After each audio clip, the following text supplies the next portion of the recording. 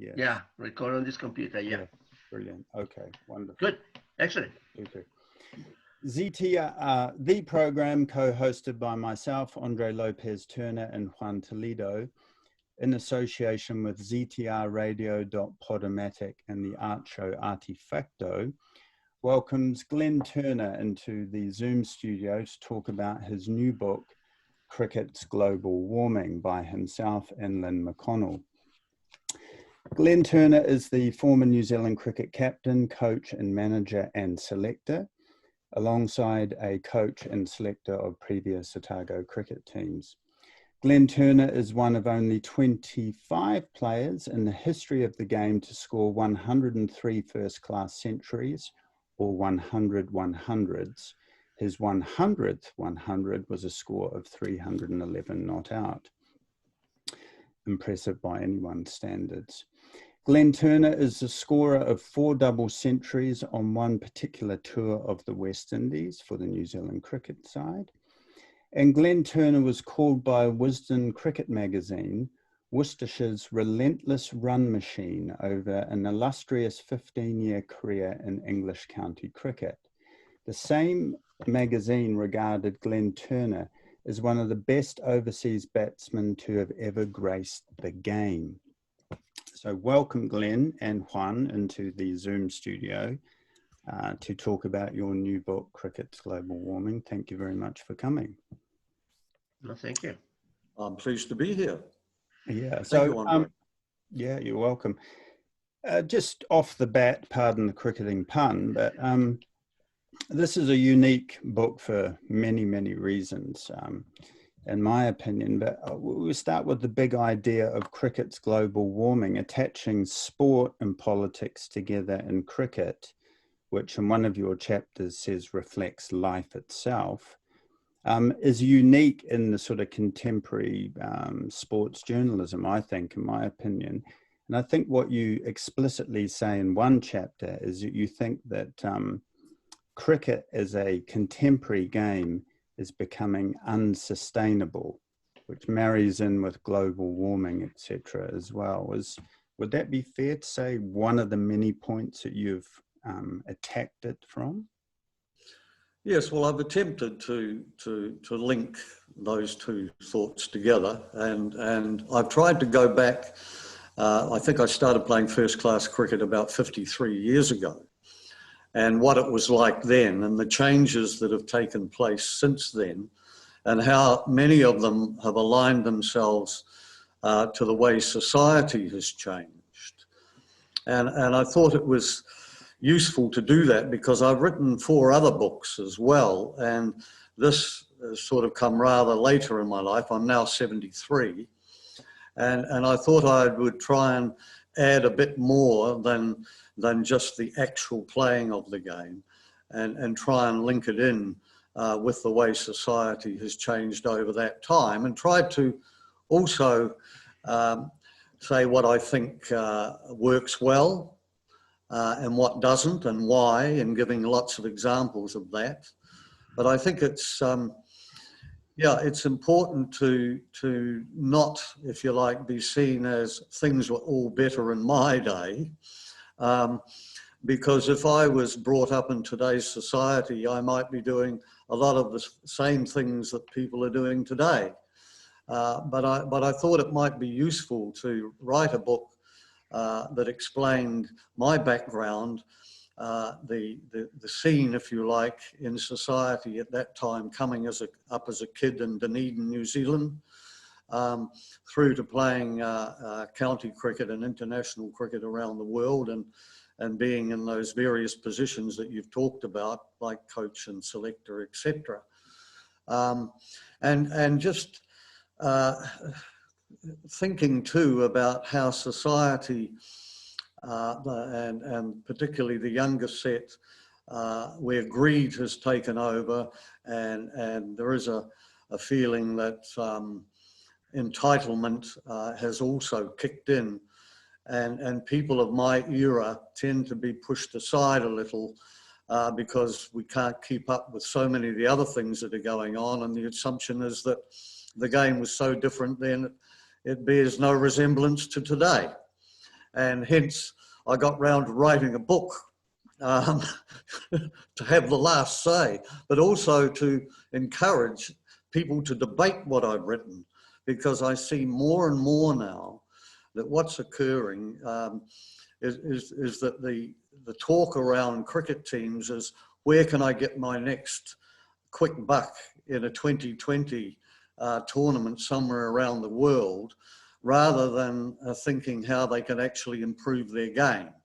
And that's one of the disappointments for me. And the fact that the establishments, whether they be the New Zealand Cricket Board or whether they be the ICC, feel the need for so much 2020 cricket to pay for all of this other stuff to take place at all.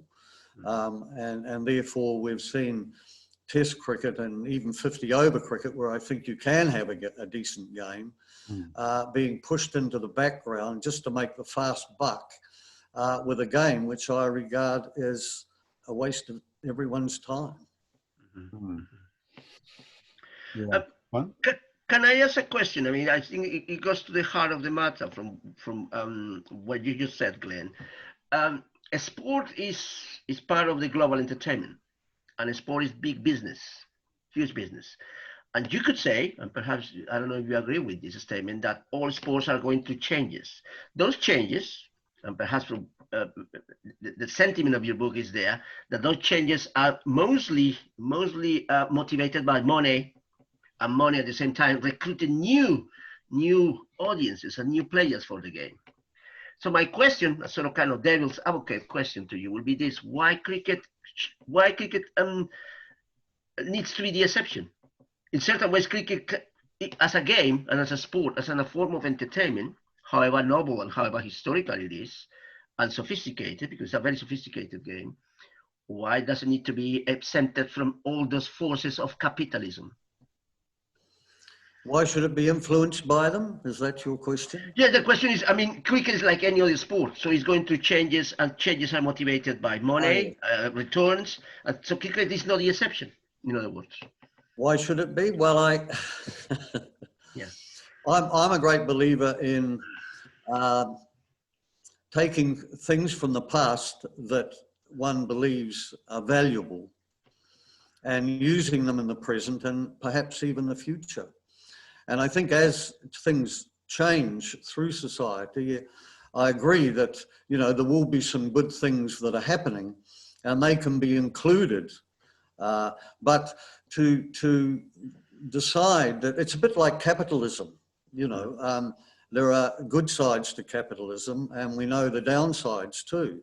And because things have raced ahead in a direction where this entitlement and greed tends to have taken front stage, you know, I just don't believe we should have gone down that path.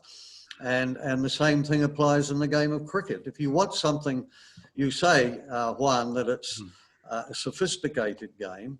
I suppose compared to most games, it is. But at the end of the day, it's still pretty straightforward. It's like any subject, I think.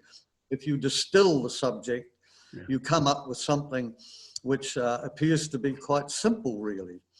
And so it's not, I'm not just saying everything was better back then and that there shouldn't be changes. What I'm saying is that the direction of change and the speed of that change is undermining a game which I have a great regard for.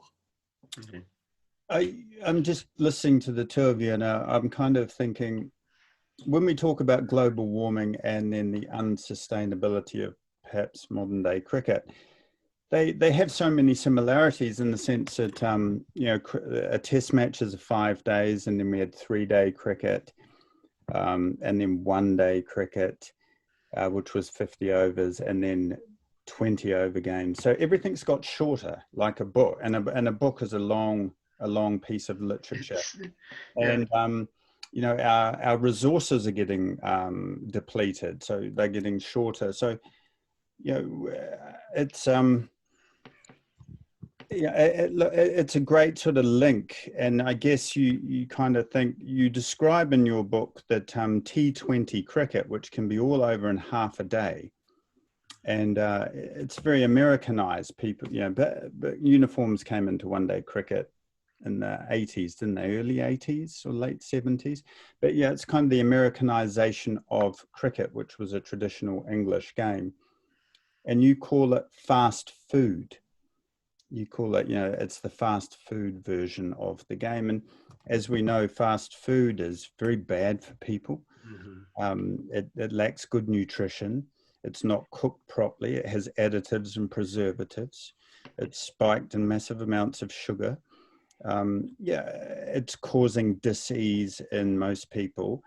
So, yeah, again, it's a valid question, Juan, but I guess maybe you kind of think, we talk about balance, don't we? And what is sustainable. And reading the book, Glenn, I get the impression that, one argument that you say that they use is that the T20, the very short capitalistic version of the game, is meant to bring back crowds and people to the longer forms of the game. And it actually is not doing that. So that argument is null and void, effectively. You call that out in the book loud and clear.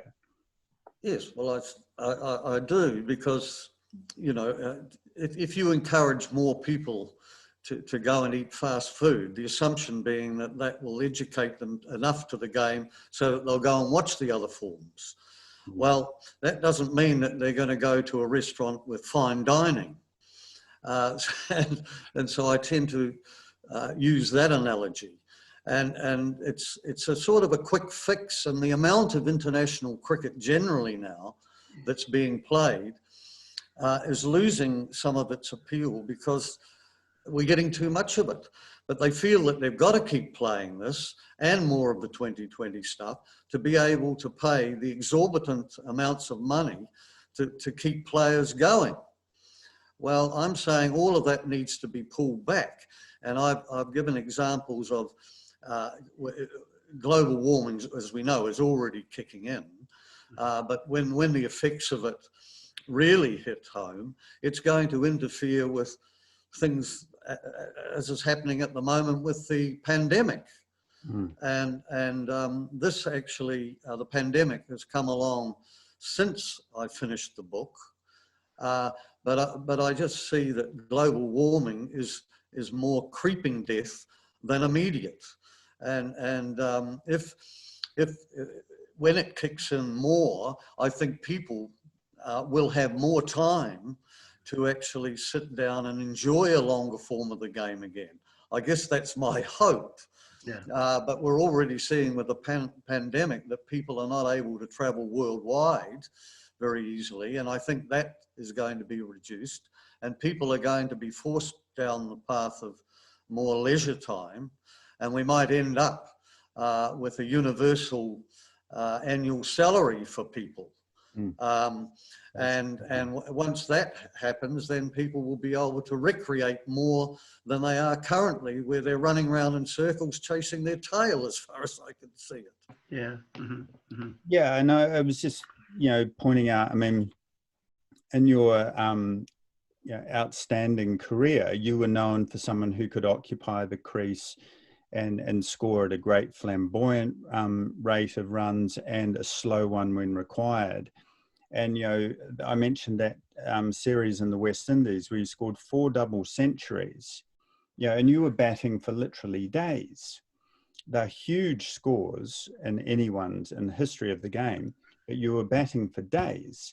And in these shorter forms of the game, which you're not averse to, because I know you're a huge fan of the 50-over game, a young player, which you write about consistently here, and players in general, struggle with playing what was considered until relatively recently a decent innings, because it's literally in and out in 20 overs, which is a very short period of time. So it's, you're all through this book, for me, comes a very strong love of the game and a concern for the game. right from the way it's administered to the way it's played. And this is just one of those kind of angles in your book, yes? Well, yes. I mean, 20-over cricket lasts, well, an innings lasts an hour and a quarter. Yeah. Someone gave me some figures the other day that number 7 batsmen in 20-over matches average 5 balls. They receive 5 balls. Now, all right, number 7 is generally your all-rounder. And I haven't seen stats on number 6 and number 5 and so on. But a lot of those players basically have to train their game up to bat for a couple of overs, for goodness sake.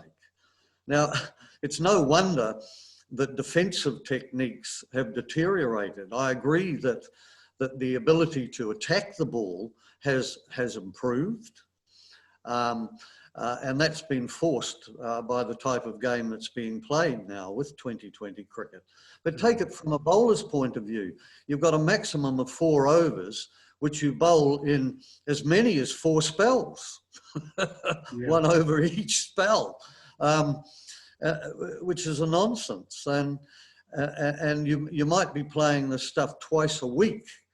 And so I know for a fact that most players that you ask, as long as they're prepared to be honest with you, will say they don't like the game at all. The only reason they play it is for the boodle. And otherwise they wouldn't be interested in it. So, you know, that tells you something, doesn't it? Glenn, are we talking about 2 essence here in cricket? One is time, and the other one, the spirit of the game. And do you think that the spirit of the game has been sacrificed for the sake of time?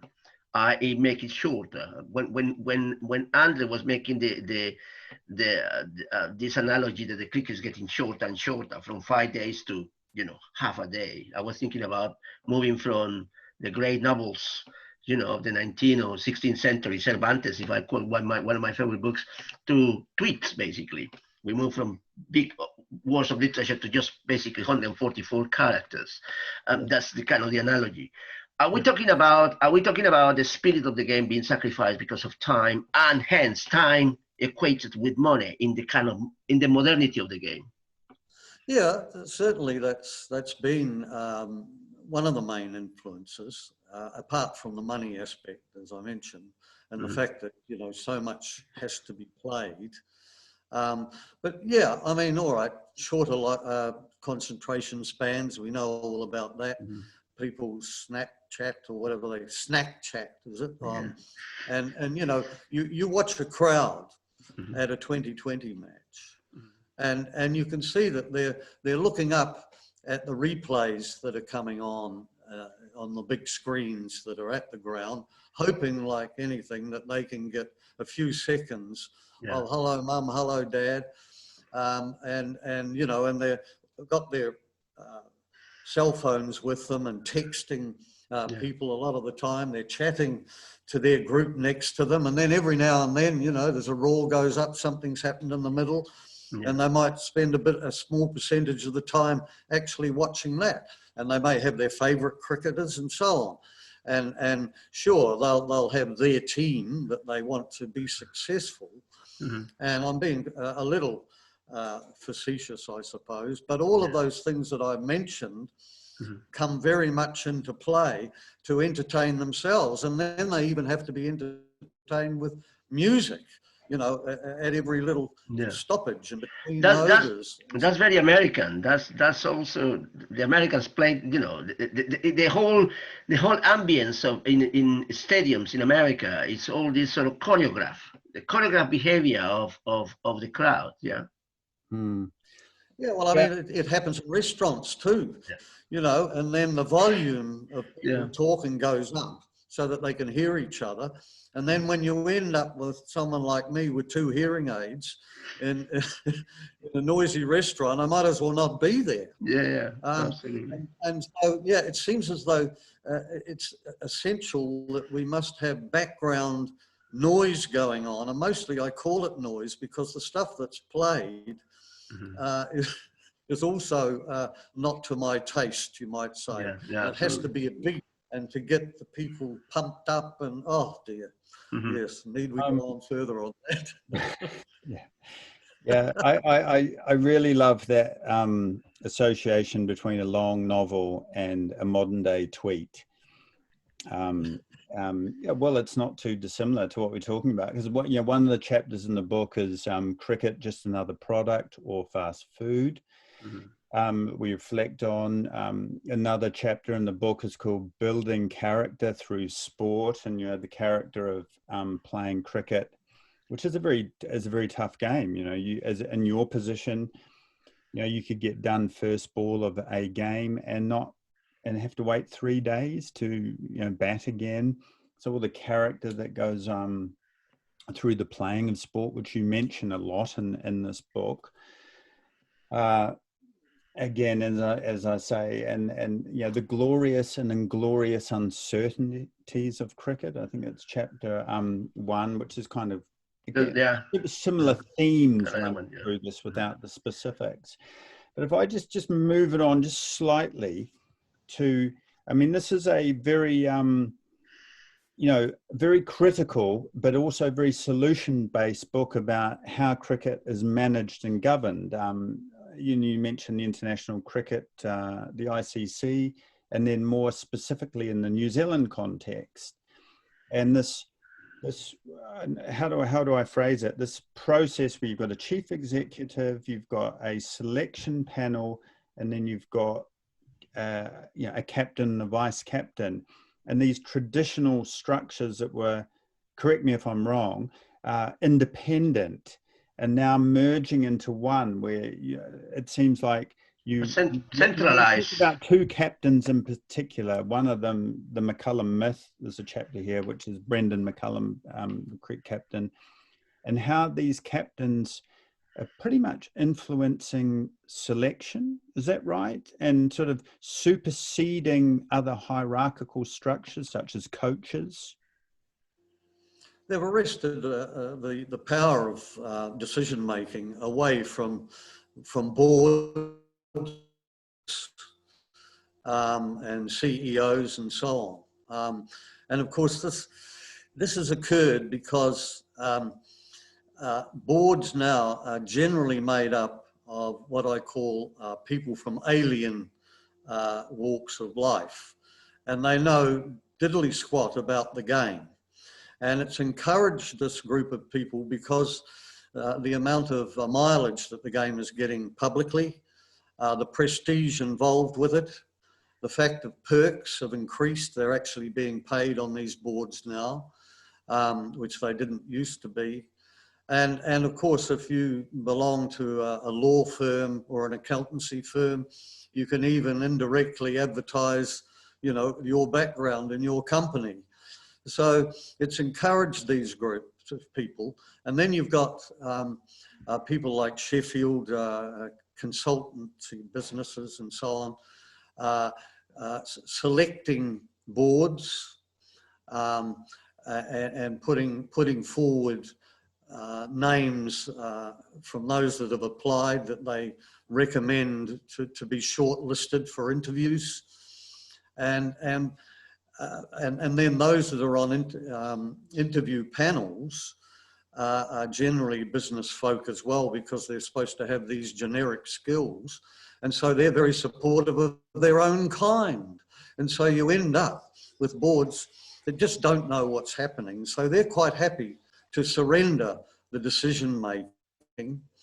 They decide that the CEO, they can't judge his performance because once again, they don't know the game. And the CEO's happy to keep his position. So he wants to keep the senior players happy. The Players Association, which has come about in the last decade, the senior players work through them to get what they want. And they can dominate selection as well. And they even dominate the contracts, because I was convener, so-called, of a selection panel for about 5 years and a further 6 years, I think, on the selection panel. And I kept hoping that our panel was allowed to select the team because it had reached that point. And when it comes to the 20 contractors, contracted players for the first team, you have to put it through the Players Association for them to agree to it. And they come back with questions as to what order it should be, because the first player obviously gets paid more than the second, the third, and so on. And it goes down at the moment in New Zealand cricket from about 240,000 down to 100,000. And so they have the say in that. And if anyone's dropped from a team, then you have to make sure you give reasons to that player and tell them what they've got to do to get back in. And, you know, how many different ways are there to tell somebody that they haven't been performing up well enough, and that there are others that are more deserving, you know? And then you've got the media. The media tend to be promoters of the sport more than anything else these days. Yeah. And so everything is very cozy. The players have started to take control, or the senior players, of who their support staff are, who's selected, and of course they're happy where they are. The Players Association are happy where they are too, because they've got far more say than they would have expected. The boards are happy to sit back in their chairs and let all of this occur. And the media keeps promoting because they want to be in favour. So if you speak out against that and challenge that, they gang up and squash that. And for me, what is occurring is that the game, as a result, is being dumbed down. Yeah. Interesting, Glenn, because you're talking about the solution would be a structural change, basically, of those selections playing based on meritocracy about the selection of players. You're talking about an inner circle where everybody has a stake at it in certain ways, from the CEO to the commercial side of it. Let's talk about the media for a sec. I presume if your book is controversial about these changes and changes that have already taken place, I presume the book has not very well. How has it been received? I presume with silence, has been ignored. What's the reaction to the book at the moment in New Zealand? It's a good question.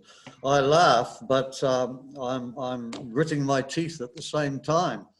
Yeah. I should have expected it. I'm getting quite a bit of mileage in India. Okay. And some interviews there, and the Hindu has reviewed the book. And also another weekly magazine has also done so. In New Zealand, the only interview I've had is with John Campbell. You know him, Andre. Yep. He does morning television now, breakfast they call it, before 9 o'clock. And he did an interview with me, and that's it. I sent copies of the book when it first came out. To our main newspaper, you'd say, the Herald, the New Zealand Herald, which is published in Auckland, and also the Dominion in Wellington. Yeah, they have totally ignored it. Okay. And sure, we've suffered in New Zealand recently with the demise of some of these monthly magazines like the Listener. And North and South and so on, and they were probably ones that may well have done something. But yes, the ganging up seems to have taken place, and you wouldn't know. Most New Zealanders, people have come up to me I play a bit of golf here locally, and a friend of mine said, "Oh, when's that book of yours coming out?" And that was about a month after it had. Yeah. Okay. So what more? Oh, and I sent copies through to the UK. I was going to ask about the UK. Yeah. Yeah, Wisden. They did a couple of pieces, which was appreciated. One of them didn't mention the book, but the other one did, and disagreed with something in it, which was fine. That's great. I welcome that. Yeah. Even if I thought they were wrong it was about the World Cup final, and Well, yeah. Mr. Stokes. Yeah.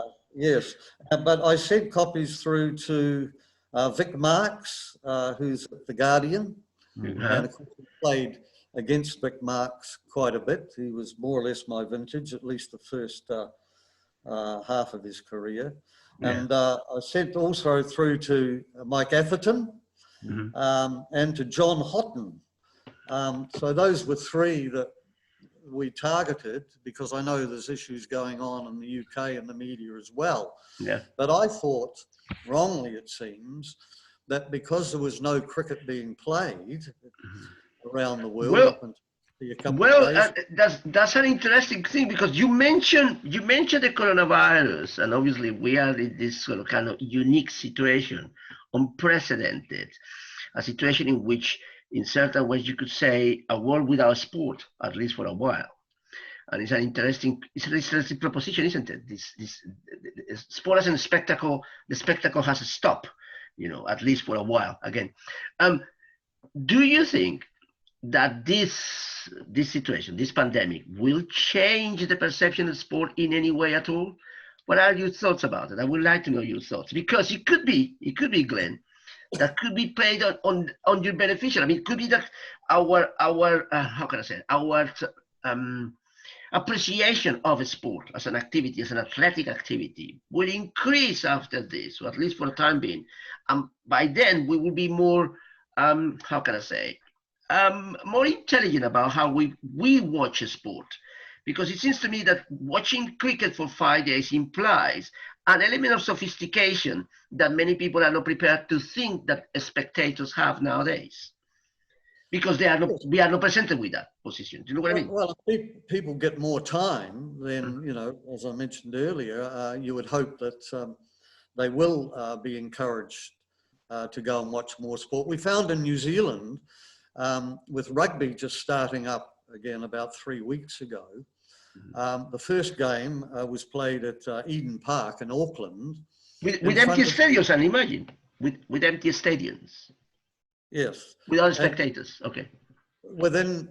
Yes, with spectators, indeed. With the spectators. New Zealand has opened up to that extent now. Oh, wow. Okay, so you're playing already with the spectators. Okay, fine. Yes, brilliant. Yes. And there were 43,000 people turned up. Now, that was just about as many as they were getting the previous season, and in about 5 home matches. So that, to me, did show that, people were hungry for it, and because they hadn't been oversported, if you like, then almost the novelty of it again was really welcome. And so with the fact that people are not going to be able to travel so much for quite a while, it would seem, and that they're going to be stuck in their own countries, etc., then sport could be one of the things which is well supported again. Yeah, great. I loved the fact that, Juan, you got into the media story. And you don't know what I know, and Glenn knows, and terrific. Because one of the questions that I was going to talk about was, this is your 5th book on cricket, but Lifting the Covers, Opening Up, Glenn Turner's Century of Centuries, and My Way. 2 of those books written by my dad. So I meant to reveal that Glenn's my uncle to some people watching this. But there's no nepotism in the sense that we have here. The Turner family are pretty rigorous in all our debates and conversations. And that's part of the joy. And I personally, I think it's remarkable that basically the New Zealand media have ignored your book, and the New Zealand publishers have ignored your book.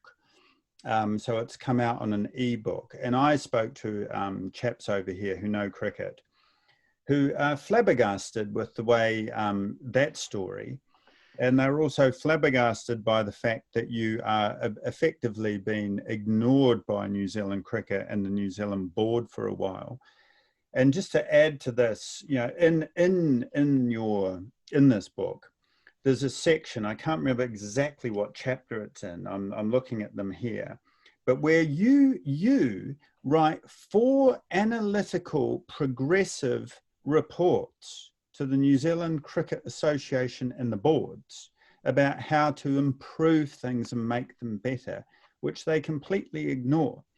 And so there's a bit to what I'm saying here, and that is also quite flabbergasting. And you have a long history of being, effectively New Zealand's first guy to come over and play professional cricket and county cricket. So you were deemed to be a troublemaker by the Hadleys. Was it Walter Hadley? You were deemed to be a troublemaker. Then, ironically, Juan, and for anyone who was listening, the same man's son became another world-class cricketer who was more into professionalism and making money than anyone else. So they changed the game. So the amount of disrespect that you have had and received to this day is remarkable. And I would put it to you, and I think Juan's alluding to this, sorry, the length of this, but because you're a person who strives for absolute excellence and pursues excellence, and the results of your career show that, it's very threatening for a lot of people to either play with you or with you and other people.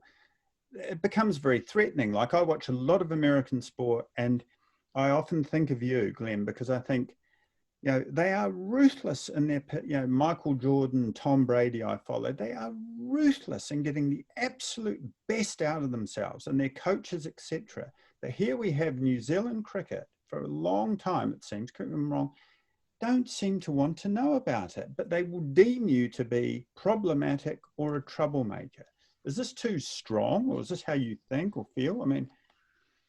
Oh, well, yes. I think where the whole thing falls down is that they do not encourage questioning and people coming up with other thoughts and challenging ideas.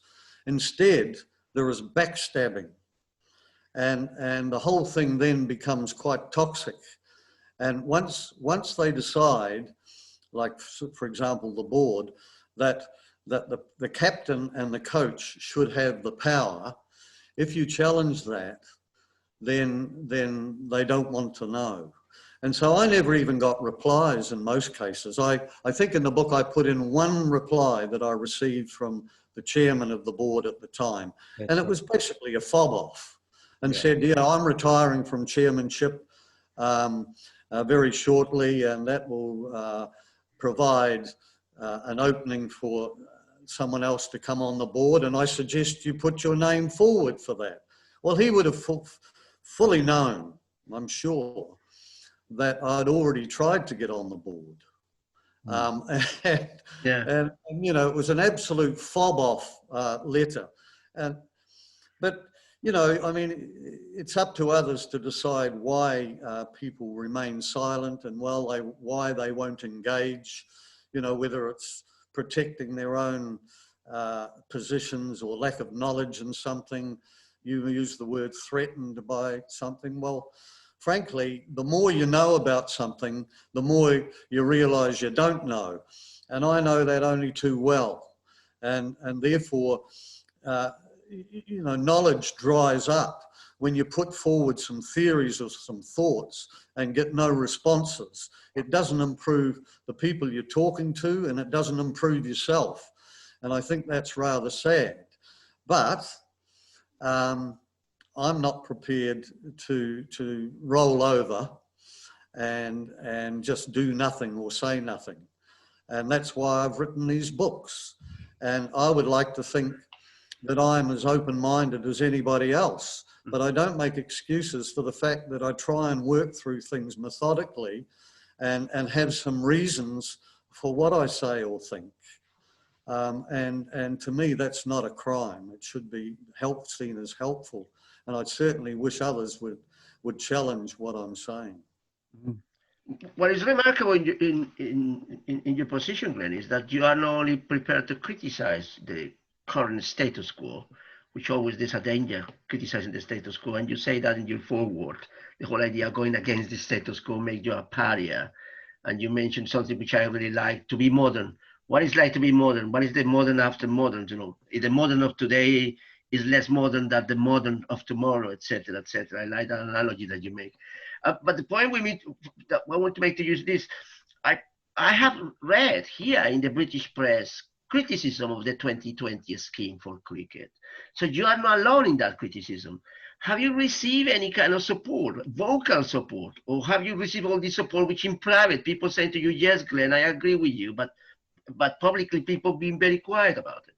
No, a lot of my friends who obviously are middle-aged like myself don't like it. They're not interested in it. Those that are in and around the game, whether they're in administration or players or ex-players, recently not so much ex-players, but those current ones, they don't want to speak out about it because it's a gravy train. Yeah. I mean, you know, you're not going to grizzle about something when you're cashing in big money. Yeah. You know, I mean, you can earn as much in the IPL in 6 weeks, which is about the duration of it each year. You can earn as much there then as you can in playing for a whole year for your national side. And in some cases, you know, guys are getting $1 and $2 million for playing. Most of the New Zealand players are more likely to be around the 400,000 or 500,000 mark. And they can earn just about that much playing. So there you are. One of the biggest incentives are the players' salaries. You know, has to be. You know, one of the it's kind of and the coaches and too. The coaches, yeah, absolutely, yeah. But it's interesting. In your book, you are not talking about the banishing of the 2020. You're talking about reforming the 2020. And probably, correct me if I'm wrong, so here we talk about one of the major corrections could be the whole situation about salaries and the hierarchy of salaries. Something that I wasn't aware is that the players earn according to, in the order they are calling to the national team. The first player earn more than the second and the third and so on. I wasn't aware of that. So would you say that the player's salary is kind of one of the essences for reforming, you know, the game in the way that should be? There has been talk about there are only 2 sides in the world that are getting paid sufficiently, and that's England and Australia, even though the Indians, with their endorsements and so on, are higher paid, obviously. Yeah. But as far as what they receive from their boards and so on, England and Australia are well ahead of the others.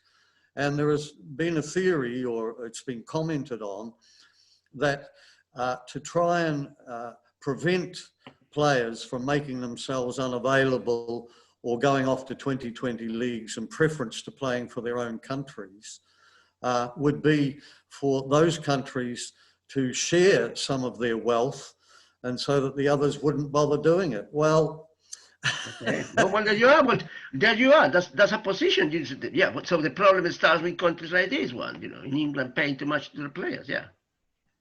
Well, yes, and I know that when England came out here last time, and as normal, they go to Australia first, and then come on to New Zealand. They had found out that the Aussies were getting more money than them, and I knew that there was going to be trouble when they got back to England if they didn't get paid more, or at least the equal of the Australians. Yeah, so absolutely. there's never going to be enough, is there? Yeah, too much, but never enough. Yeah. Not many people know what enough is anyway. Yeah. Let alone cricketers. Yes, indeed. Yeah, well, you know, greed and addiction are pretty similar. Economic growth is fueling the demise of the planet through the rapacious economic system which devours our natural resources. Yeah, which cricket's global warming. It goes back to the title there. You know, there's never enough. Whether it's greed or it's actually a form of an addiction. And I mean, as a player, you were a very greedy run maker. I was supposed to be more than that, Andre. I was playing for the dirty dollar, Yeah. and For a $30. Good. and that I shouldn't be being paid at all. And when I finished playing county cricket for Worcestershire in 1982, we were getting £10,000, £10,500, I think it was, for the season. Yeah. And when I first started, it was £750 in 1968. Yeah. And so I couldn't be accused of being that greedy, I wouldn't have thought. But the point was they wanted to retain the amateur ethos in New Zealand so desperately that being paid anything was just not on. But I found it quite interesting that Walter Hadley, who was the problem at the time, because he was the main problem because he was the chairman of the board, had toured England in just after the war, 46 or 7 it would be, wouldn't it? And they weren't actually paid. They may have got a few dollars or pounds, as it was then, expenses, I'm not sure, but they were so-called true amateurs. But he managed to get a loan from the New Zealand Cricket Council at the time to buy a motor car, which was then brought back on the ship that they travelled back home on. And whilst he was there, he was able to have lots of very useful meetings with others in the same profession as him, as an accountant, in England, which he found to be very beneficial. So there was quite a bit of hypocrisy coming there. And that came out in his diaries that his son Richard had published just recently. Yeah. Okay. Yeah. I mean, I saw you this morning with Vivek Atray. Is that how you pronounce his name? Vivek Atray? Vivek, yes. In the television show in India, broadcast on YouTube. And I mean, he wasn't talking about money and salaries, etc. But he mentioned, when you first came to England in the very late 60s, and you took a boat, I think, is that right? Was it 33 days at sea, and you get there and you play for this small amount of money, and how even in today's money narrative, cricket compared to say football over here, they would call it peanuts. You've got people playing in the very top teams anywhere between 150 and 350,000 pounds a week. Yeah. Sorry, it's just getting back to, I was just alluding to your greediness for scoring runs, the most important thing. Just as a side, I loved I've heard you say it before and I've heard you write about it as well. But I did love Vivek talking today, or wherever it was in India last week. And he was, very much a fan of the game. And he was talking about all the great bowlers that you faced, the best of the best, and the legendary bowlers, and how you scored so many runs against them. And I can even remember asking you this as a kid and young cricketer as well. I was in awe of the Joel Garners and the Malcolm Marshalls and the Michael Holdings, and you would always be very sort of, they come onto the bat a bit, or they have a bit of bounce, and you think, what? They come onto the bat a bit, they have a bit of bounce, they have a bit of spin. My God, these people are fierce. But the quote that I think that I really like that you've written and said is, it's kind of irrelevant. You say, it's about me. The person who got me out the most was me. And that kind of critical, ruthless, tough self-analysis is quite unusual, but it goes with people who are the best of the best in whatever they do. I study this these days for my business. They share the same character trait, whatever it is.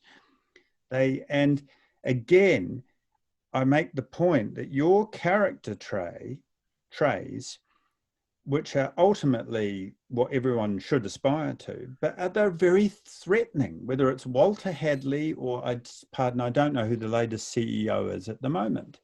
And it's sad. it's quite sad that, you know, we're discussing these kind of things because, yeah, you've got the good of the game at heart And here. all these support staff that they have around teams now are largely irrelevant. And they tend to be used more as an excuse for failure.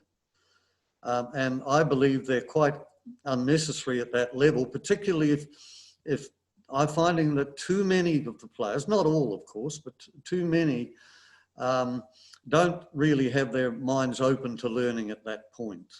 They need to, the sports sciences and that need to get in at a younger age and produce people that are a bit tougher and more questioning and more adult, if you like, in their approach.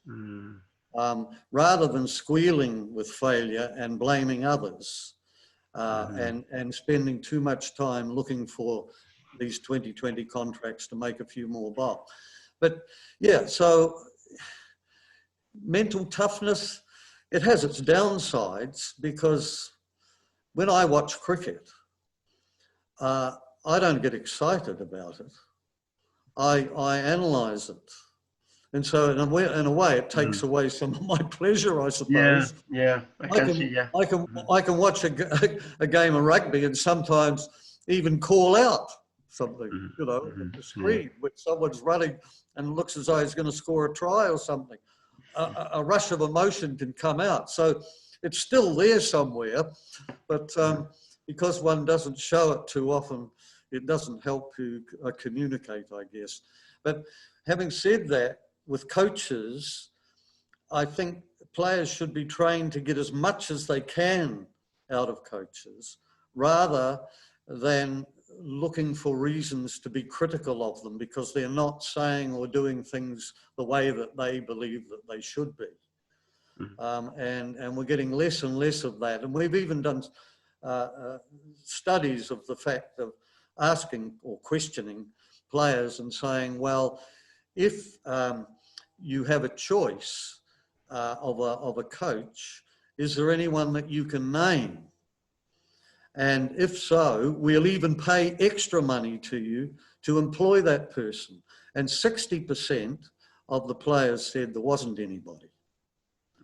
But not one of them at the time that we did this exercise said that they wanted or thought that the current coach at the time was the one that they would go to. Not one of them.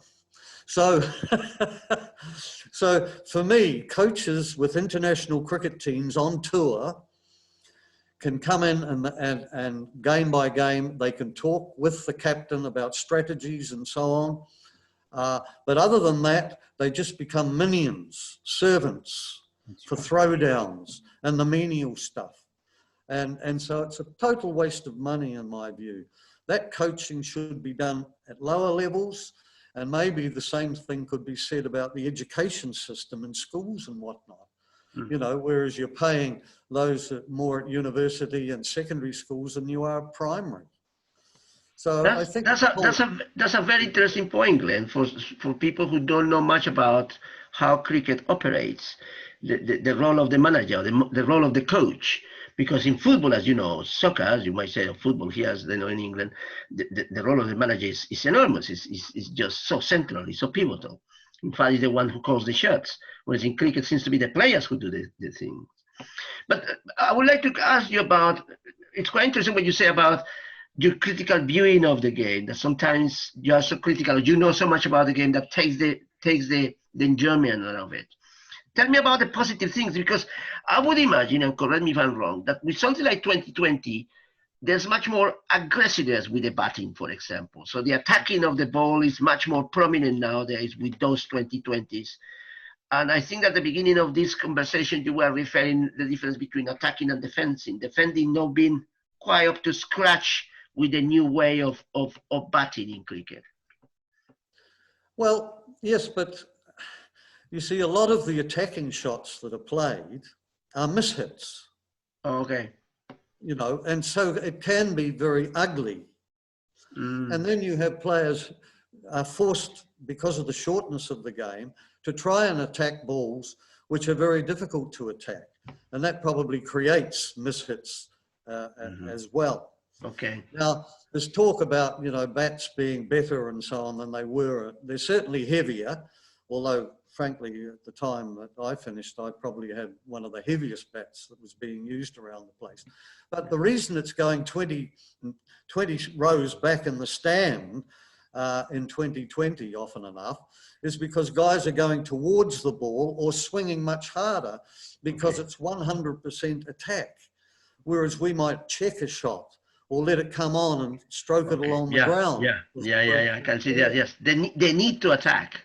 And and the bowling, I think, I can't watch it I now see. because what's happened is that mostly they can't get it in what we call the block hole. It's a full length right in at the guy's pads or at middle and leg stump, pitching on the crease. And you can't hit that for 6. You can't get under it to hit it for 6. Okay. But seldom is that used because most find that they can't achieve it. And if they fail doing that, they think I've got to go to something else. And the something else is often worse, much worse. And so you see this change of pace is good as long as it's still done accurately. Yeah. And particularly to lower order batsmen because they don't detect the change of pace like a top order batsman would. Yeah. But, you know, it's what I call licorice all sorts. And therefore the bowling I've found to have deteriorated, if anything, because of 2020. Okay. So it's a horrible thing to watch. Okay. For the likes of me. Okay.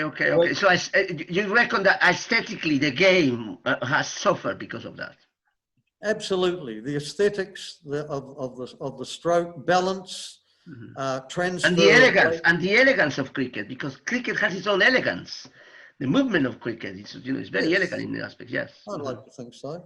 I'm glad that a Colombian appreciates that. Oh, but yeah, I like a pitcher, I compare to the bowlers in cricket to the pitchers, the Cuban and the Colombian pitchers in baseball. Yes, indeed, yeah. Yeah. Well, look, I did say that, Juan, he's got an amazing mind. So there's just further evidence of it, all the time. He blows me away. I was just, one of the chapters I actually really enjoyed in the book was killing bowlers with kindness. And again, just as a cricket guy myself and that. So, I mean, and we talk about the media and good journalism. And I can't remember the names. I've got them deep down here, but you analyze like the bowling and the workload of a lot of the bowlers, from close to 50, 60 years ago. And then you compare them to today, which is just good journalism, right? It's good journalism, it's good writing. But actually, I found it just quite interesting as well, as in the work rate. And correct me if I'm wrong, a lot of the guys in the past were bowling enormous amounts of overs compared to a lot of the contemporary chaps. And again, absolutely. The T20, doesn't it? Oh, yes. I mean, that's proven. And there was a guy, I've forgotten his name at the moment too.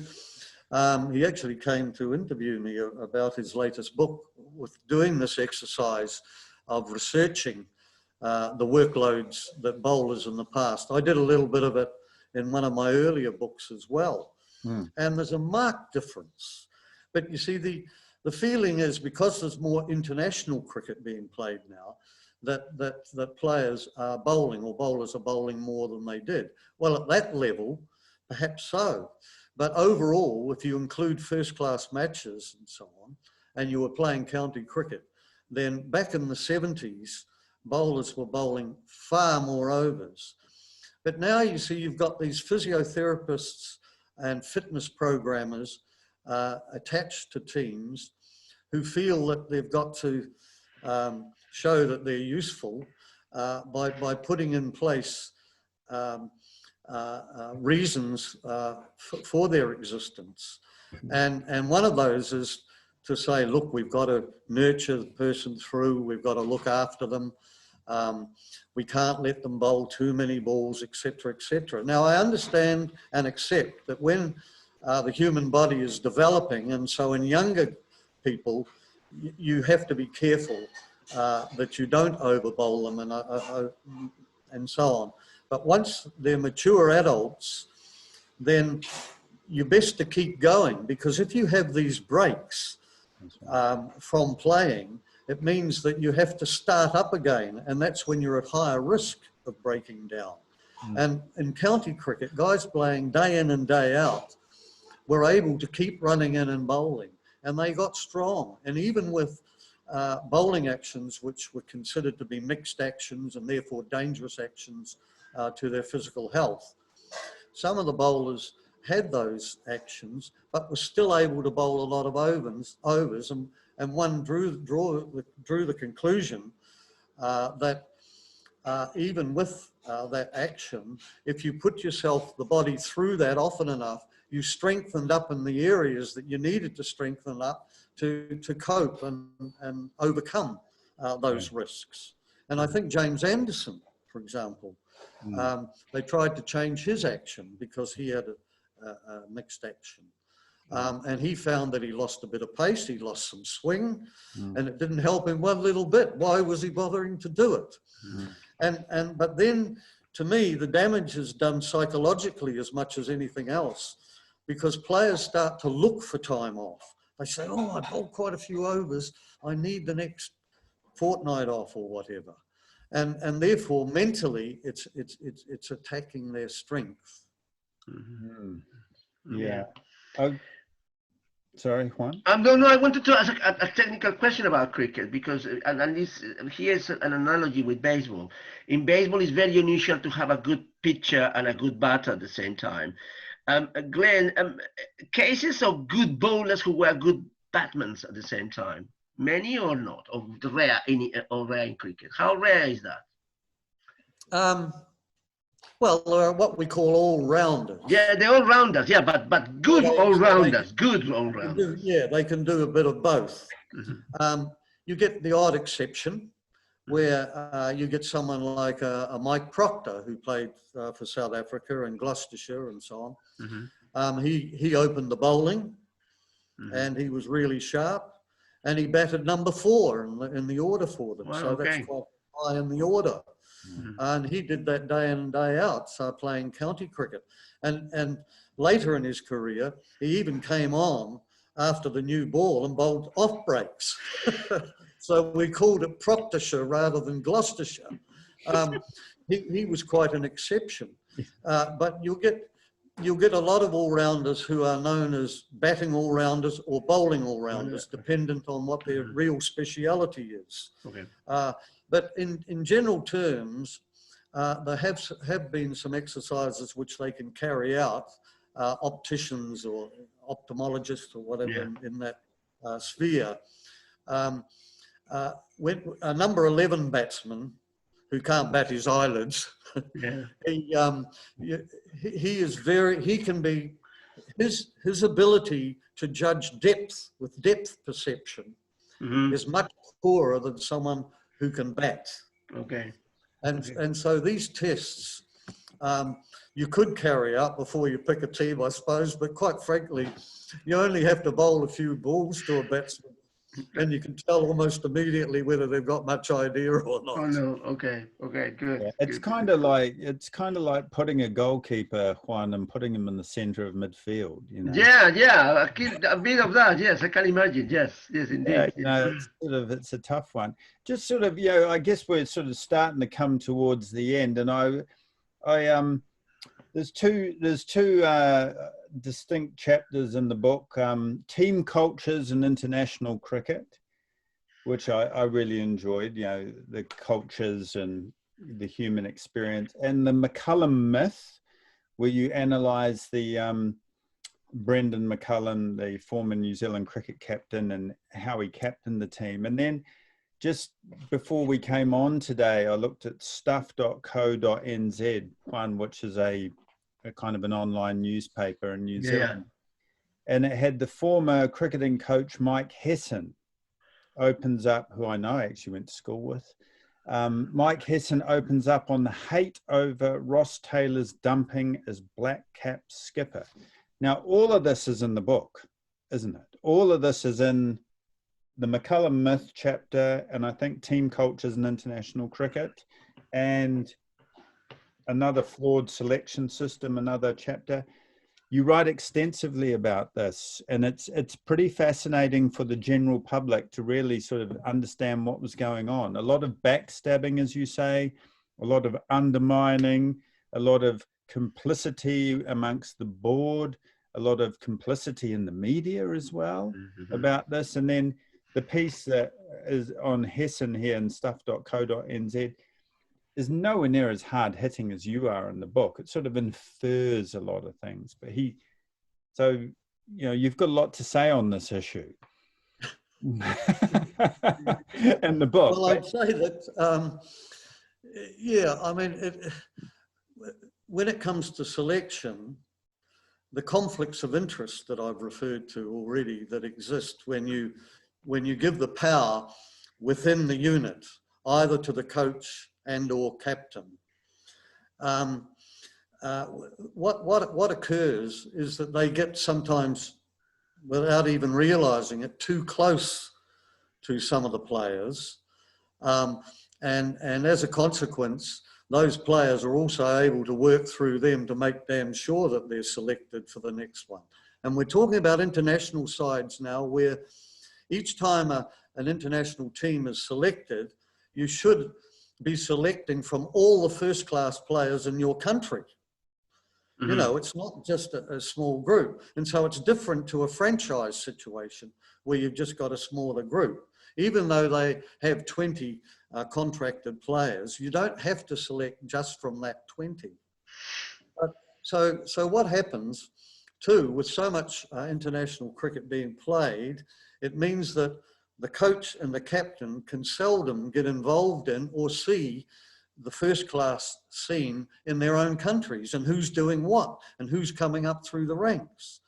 And so you had a situation with Hessen saying he got hate mail and even feces put on his doorstep when that decision was made.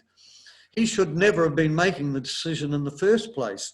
And even then, the board, if there's a change in captaincy, the board has to approve it. And therefore, you know, I would say that I wasn't surprised that he got that feedback, because the undermining that took place for that to be achieved, which I go to in some detail in my book. Yes, I can't go all the way because there was an injunction put on certain information. Really? Okay. On McCullum. The newspapers at the time were not prepared to pay any money to get it released. And so they weren't prepared to do their job.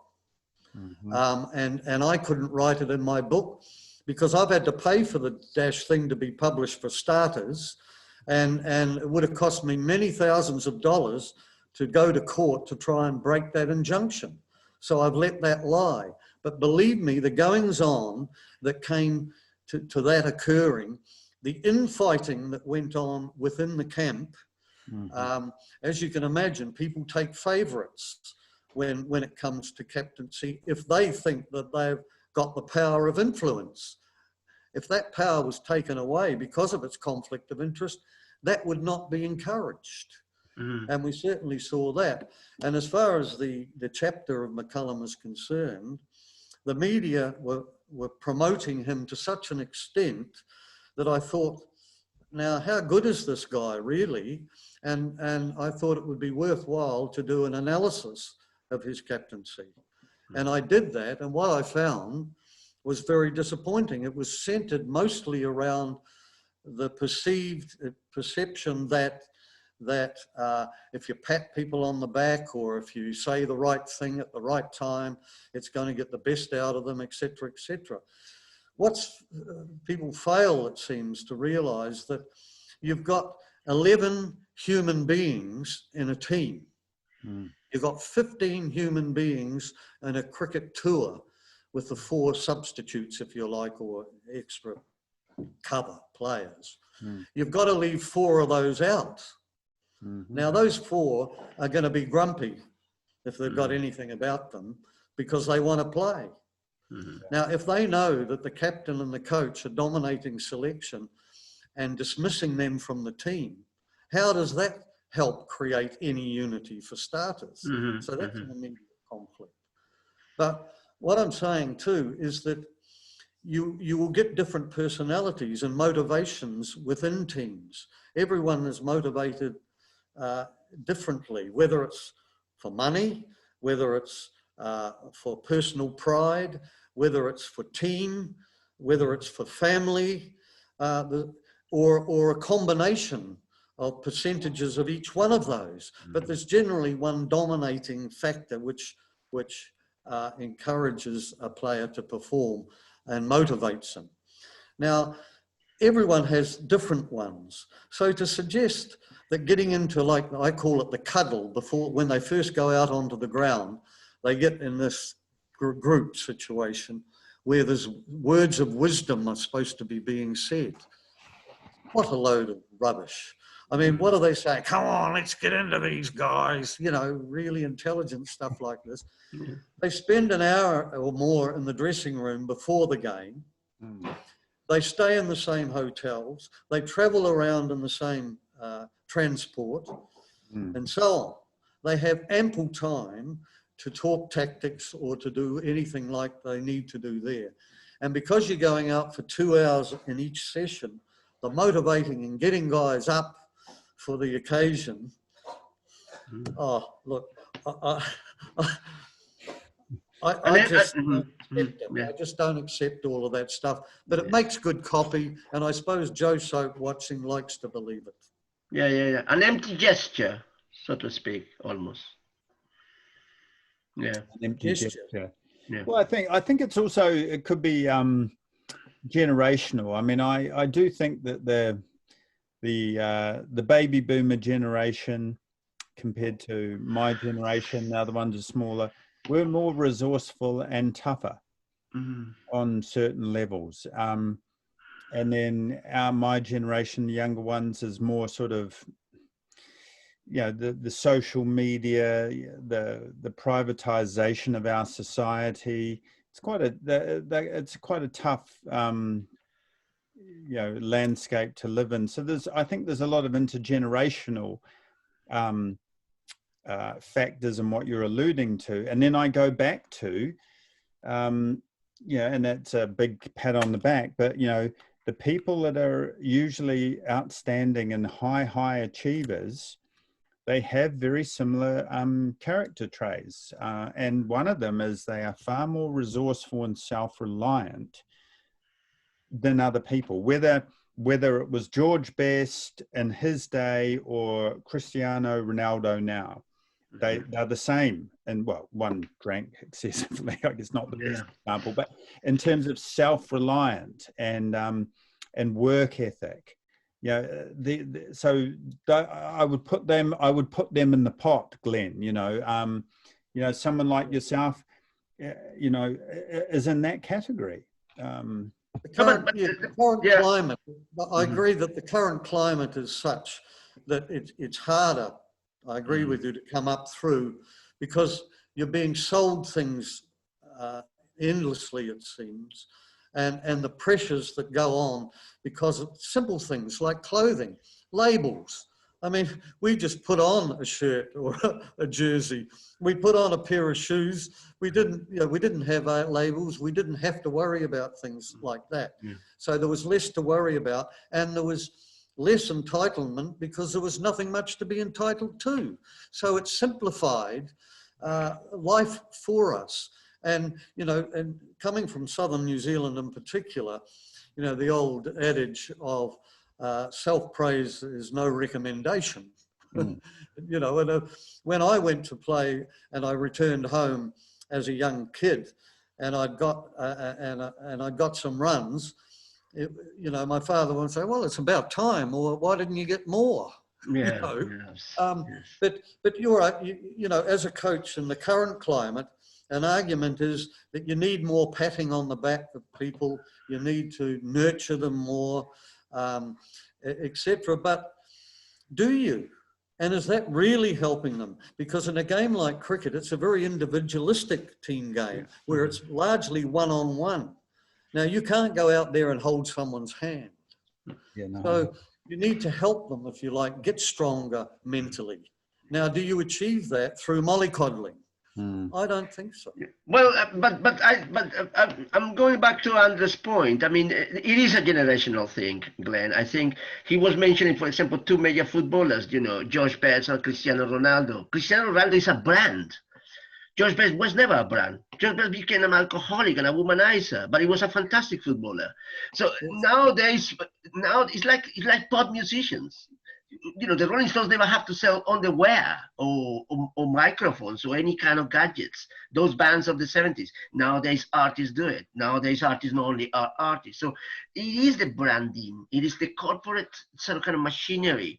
Cristiano Ronaldo is a brand. He sells like Beckham is a brand.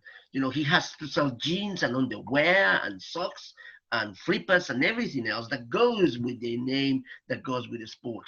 That's what they're looking after. So they're coddling. So this generates a huge, a kind of almost nonsensical people around these celebrities, so to speak, who make a living, you know, from patching the code and stuff like that. It's part of the process. But yes, because look, take somebody like, for example, Messi. How old is he? The careers of footballers nowadays, they are longer. They're much longer because they generate much more money. So they are looked after much more carefully. The physicians, the psychologists, the accountants, the way to avoid paying taxes, everything. The whole package is together.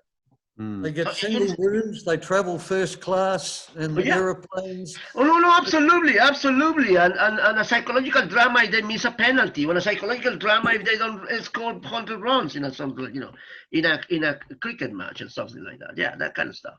So that happens.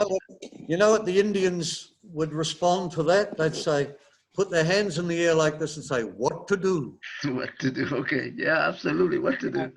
Yeah, they would. I mean, I think, well, I was alluding, I love that. It's an interesting point, Juan, on the commercial side. And all of that is true. I wouldn't disagree with any of that. But what I was alluding to was Ronaldo and Messi are the best of the best. Yeah. And they work harder than anyone. Yeah. They're more self-sufficient than anyone else. The Michael Jordans and the Tom Bradys in American sport, and the Kobe Bryant, who just recently died. But also, I read a lot about this. But I will argue alone in terms of their self-sufficiency and work ethic. And the other thing is, they can be coached. Kobe I would refer. Tom Brady and Michael Jordan. I've read their books. And the guys were saying who coached them said they were remarkable. They were the best. They were the elitist, and they were constantly hungry. For new information and insight. Well, remember that Glenn's one of the titles is the mythologizing of a captain, you know, and the mythologizing happens also in the sport a lot. I mean, yes, I agree with you, Andre, that people like Messi and Ronaldo, going back to football and stuff like that, the names that people know, they are fantastic athletes, but they got more resources at their disposition. That's the other thing. Glenn refers to a different era where the resilience was much more important. You know, it was about the grit that you have in yourself, the cojones, as the Spaniards would say, to play the game and stuff like that. But is there anything wrong with that? No, there's nothing wrong. It's just that it has changed, Glenn. It has changed. To encourage it even today, because as Andre, you've just pointed out, the best of the best, even with all of this going on, like we just alluded to, is going on. They've been able to overcome that and still be determined and so on. Even if was it Messi's father? Yeah. Yes. To avoid paying tax for it. Indeed. He obviously wasn't being paid enough. No, of course. Why to give the taxes back to the state, you know, that kind of stuff. You know, and then all of them, Ronaldo the same, in Italy the same. This kind of stuff. You know, Ronaldo, I've been to Madeira, which is where he's from, and he bankrolls the country. It's a small island, but anyway, he does. Hey, I think are we coming to a close here, gents? I think so. Glenn's got to go and play a game of golf, but I got to play golf, and I said I'd catch up if we went on a bit, but that's fine. Yeah, it's fine. So on behalf of Juan and myself, Glenn, thank you very much for agreeing to come on and talk to us about your new book and a whole lot more, and global warming and cricket, etc. I mean, it's a remarkable read, and it's not just because I'm family or anything like that. It's Cricket's Global Warming by Glenn Turner and Lynne McConnell is a very insightful book for people that don't even know anything about cricket. And you can hear our show on ztrradio.podomatic.com. And we will review the book too, just to say that. So and we will know a little bit magazine, actually, that Glenn, would be a great contributor to, called Revista Perro Negro, which means the Black Dog magazine. It's a bilingual magazine in Spanish and English. So thank you very much. No, thank you very much, Glenn. Well, thank you. Thanks, gentlemen. Yeah.